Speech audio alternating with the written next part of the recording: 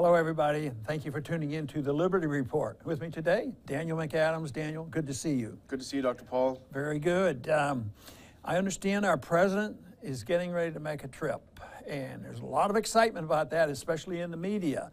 And he's going to make a trip to the Middle East, and I guess in theory he's going to help stabilize the Middle East. It's been destabilized since about 1990, you know, in a concerted effort, I think, to remake the Middle East, and we know all about that history.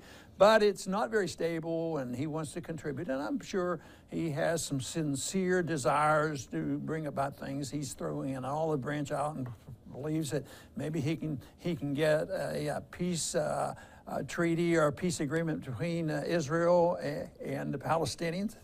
Let's hope he's successful. But the media, when they announced it, this is going to be later this month when the meeting's coming up. But when the media started writing about it, they say, it's almost like, finally, it's his first trip, first foreign trip. This is important. The tone was, where has he been? Why doesn't he do this? And I keep thinking about this assumption that as soon as we get a new administration, the litmus test is, when did you make the first trip? When did you go to which country? Whom did you talk to? This sort of thing goes on and on.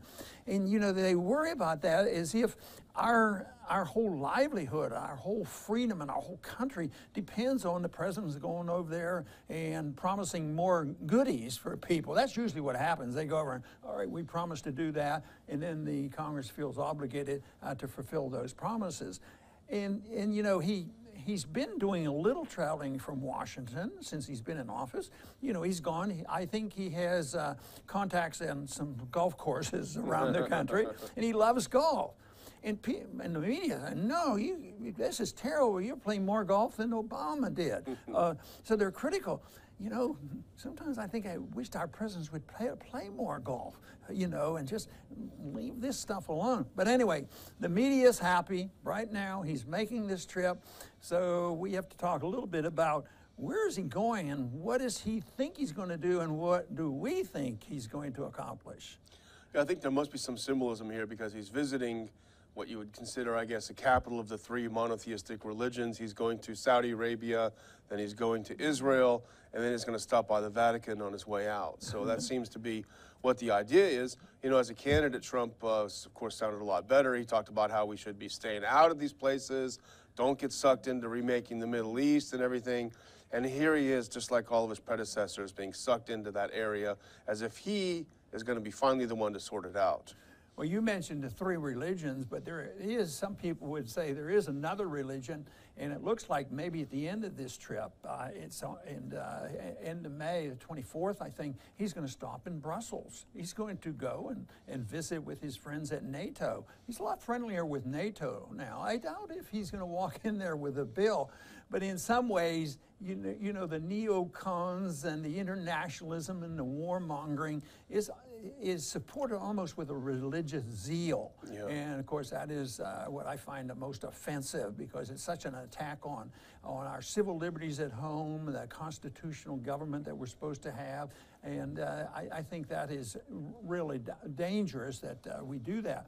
But, you know, he's going to go over there and he will visit Saudi Arabia, and he wants to mend fences. And the claim by some is that the fences were torn down, that Obama was a bad guy, and he was probably a little less friendly. But when you think about it, I mean, was he totally cool to supporting the Saudis in Yemen? I mean, I think he was sort of involved in that. I don't think he, you know, was too concerned about the Saudis being involved in trying to get rid of Assad. Matter of fact, he sort of went along very quickly. He says Assad has to go, and that satisfied. Guess who? Saudi Arabia. Both Saudi Arabia and Israel. Yeah. They were both happy to have that. Indeed, and actually, it's funny about Obama. I mean, that was his first trip too to Saudi Arabia. So the whole idea that he was somehow hostile to Saudi Arabia and Israel is sort of a myth.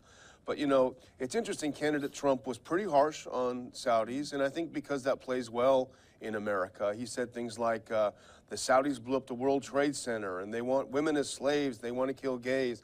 He said all these bad things. But then as soon as he got into office, he really sort of flip-flopped. First thing he did is he remove the restrictions on selling weapons to Saudi Arabia that Obama had placed over the slaughter in Yemen, which the Saudis are responsible for. He did that, and then he started making more friendly sounds toward the kingdom. You know, and Trump obviously was very political in his campaign, and he really touched a lot of people, and he knew what they wanted to hear. But what I find interesting about this whole thing on Saudi, on the Saudis, is the fact that there's a lot of criticism, and you know their civil liberties record is pretty bad, and yet they get appointed to the commissions to monitor civil liberties for the United Nations. But then again, you know anybody that would suggest some type of conspiracy association with the Saudis and 9/11, you have to be really, really out there, and you have to be discredited. But just think of this recent vote. Now, I understand you have pretty good evidence about how much money the Saudis spend on lobbying. But in spite of their efforts, in spite of their need for us to get along with them on oil and these other things, the Saudis, including the bin Laden family, got a free ride out here. Before anything else, within days, they were the first ones that were allowed to get on airplanes.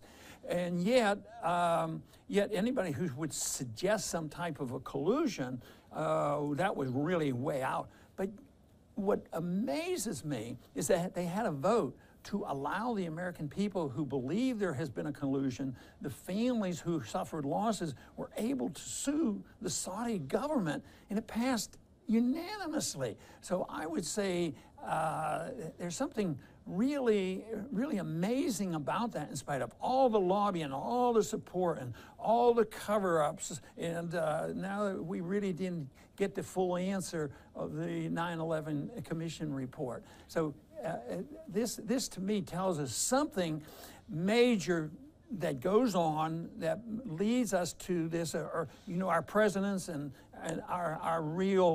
the people who are really in charge feel very obligated to go over and kowtow to the Saudis.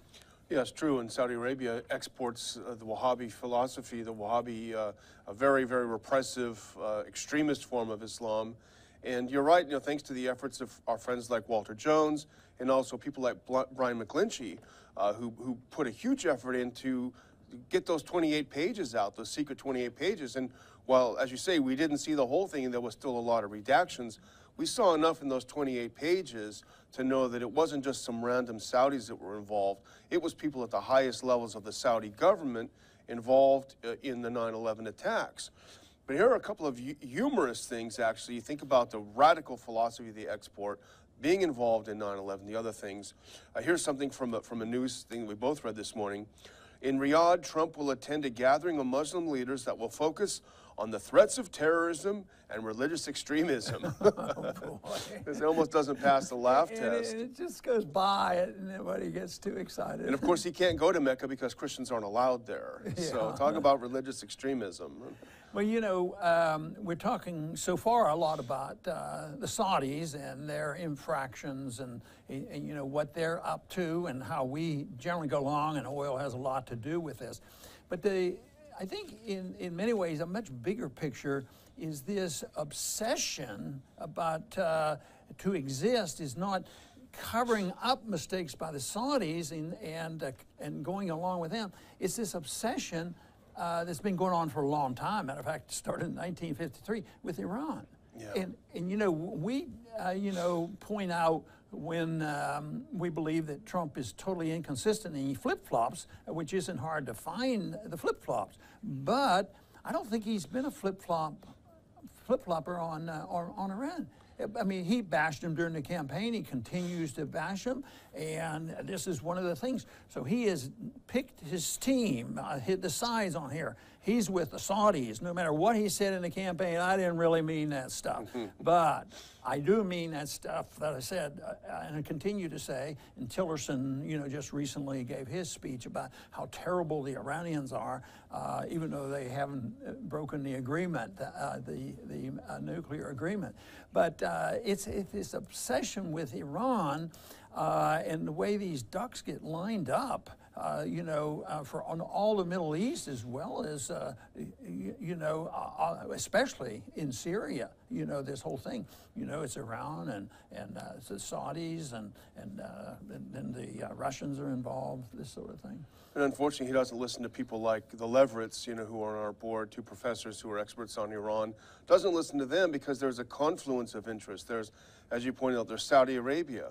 There's Israel under Netanyahu, very anti-Iran. There's the neocons in the U.S., and these are the people that he surrounded himself with now, and he's getting all this information on Iran. He's not seeing the positives, the potential positives, not just for peace, but for American business, for Americans to get involved over there. And, he's simply sided with the experts. Right. Well, it would be interesting to see what comes of it. I think Trump may be stopping and visit with the Palestinians, and he's thrown out a few feelers there of more friendship, and he claims that he can, bring about peace. And I keep thinking that's been attempted for a long time, and what's going to happen. So it'll be interesting to see how that goes, because we know that there's powerful forces that won't allow too much peace between Israel and the Palestinians on both sides of that fight there. Yeah. The Palestinians aren't about ready to roll over, especially the ones who feel like land has been taken from them and continue to be taken from it. And then Israel's not going to roll over, and this is going to continue. And the Saudis are an ally in this. The Saudis aren't ever going to resist. They're going to take the position that they're going to be close allies with Israel. So we have Saudis, Israel, and the United States is a bloc that has a lot to do with the foreign policy in the Middle East. It's been that way a long time, and I don't think this trip is going to change much. I think it's going to remain that way. I think that's what they want to strengthen, and even though there was not a sharp break under Obama, there's sort of an image that goes around, well, Obama wasn't friendly enough with Israel, but behind the scenes, we know that Israel really didn't come up really on the short end of the stick, even under the Obama administration. Sure, and Nassim Nicholas Taleb, who we both admire his work, he had a great article we put up on the website, and he made the point, and it's such an important point, he made the point that if other outside forces had not meddled in the Israel-Palestine situation, they probably would have found a solution a lot earlier on. And the way he puts it, people without skin in the game, meaning people who are so far removed, like the U.S., continuously getting involved in the process, really prevents peace. And we talk about this a lot in North Korea and elsewhere. It prevents it from happening. So that doesn't bode well for the trip. We're continuing to do the same thing, intervening in this, giving both sides an excuse not to come to an agreement. Does it surprise you a little bit about the stalemate? In a way, we maybe can describe it as a stalemate with the Saudis in Yemen. Because, of course, they claim that they're really fighting Iran, and Iran has a loose association there. But nothing compared to the association of the United States and Saudi government and the weapons we provide for them and the strategic information that they have. But they're still, in a way, it's amazing that has continued, and right now they don't seem to be winning. Matter of fact, I think Saudi is losing, and we're not going to put troops in there under the worst circumstances. I hope not, anyway. But what is really amazing, with the price of oil being down, and with the Saudis, believing that their wealth would continue forever, they have a welfare state built up. And they're in negative balance. They're spending more money than they take in. And now they're spending a lot of money on this war. So once again, it goes back to my contention is that most of these things end for economic reasons. And, if we ever withdrew, the support that we give Saudis and let them just go on their own and spend all their money, there's going to be somebody someday that's going to move in and challenge the the current government of Saudi Arabia, and that would be not, stabilizing the Middle East. That would be a destabilization by individuals who have been frustrated over the many years. Yeah, they would be terrified if democracy broke out. You may have seen this the other day. This was a mainstream publication, but an Al-Qaeda commander in Yemen said, yeah, we fight alongside the U.S.-backed troops all the time. We're allies here in Yemen, so this is what we're supporting in Yemen. I don't think most Americans understand that this is the Saudis' war to put someone back in power in Yemen. It's none of their business at all. And here we are supporting a group that says, hey, yeah, we fight with the Americans. Okay, tell me how you would summarize this little event coming up, our president going to the Middle East, and can we look for signs of optimism, or should we just keep our fingers crossed? Well, I like what you said earlier. The president going to play golf. You said before we started, invite him over for a barbecue, maybe something like this. Why does he have to act like the Roman emperor going to visit the outskirts of the empire? Yeah, there you go. I hope that comes about, because we don't need an empire, and our empire will dissipate, and we will go broke, just like Saudi Arabia is going to go broke, and just as the Soviet Union went broke. So it's going to be messy, and it will get a lot messier than it is now. But I don't think that stability is going to break out over this visit, although I don't think it's going to totally deteriorate. The biggest challenge that we will have on our program here, as well as many looking for what really is happening, is seeking out the truth in the positions that we hold. What will the position be? That would help us a whole lot if we spoke clearly. That's one thing really nice about non-interventionism. You can define it, you can describe it, and you can stand by it, and you can feel good about sticking to principle and the Constitution and what's best for America. That's the kind of policy I like. I want to thank everybody for tuning in today to the Liberty Report. Please come back soon.